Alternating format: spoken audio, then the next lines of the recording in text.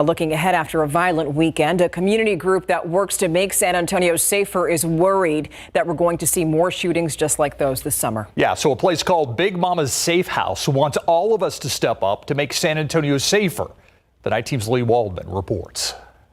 Summer is just beginning, and the city is not prepared, hasn't prepared itself for the influx of the violence that normally happens during the summer months. A weekend of gun violence left 4 dead, 7 more hurt, and many more shaken in shootings from Friday to Sunday. Betty Price, CEO of Big Mama's Safe House on the east side, says it's not over. San Antonio deserves better. To Price, better means more.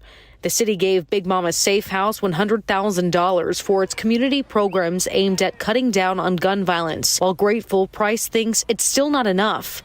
He says we cannot just rely on police to stop what one SAPD sergeant called a gun violence epidemic this weekend. The biggest thing is gun violence, and we have an answer for it, and that's the community violence interrupters. Those community violence interrupters from Big Mama's Safe House are everyday men and women with boots on the ground, stepping in to stop violence before it happens. We come from the community, and we know who are the high-risk perpetrators of gun violence, and we're building relationships with them. Between Friday and Sunday, police say there were 3 targeted shootings, but some of the victims were not the intended targets. Matter of fact, the intended target in these shootings was not the one that most suffered. Price says these kinds of heartbreaking realities will keep happening unless more is done to stop the gun violence in its tracks.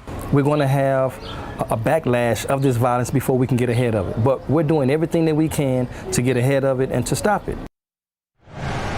We took a look at the number of homicides and assaults according to SAPD data from January to April this year and last year.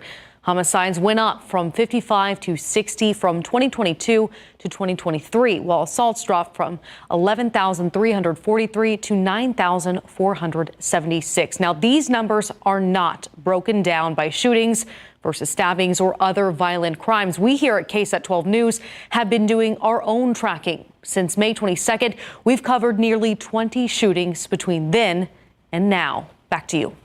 Keep up to date with all of San Antonio's top news, weather, and so much more by clicking the like and subscribe buttons below. And once again, thanks for watching KSAT.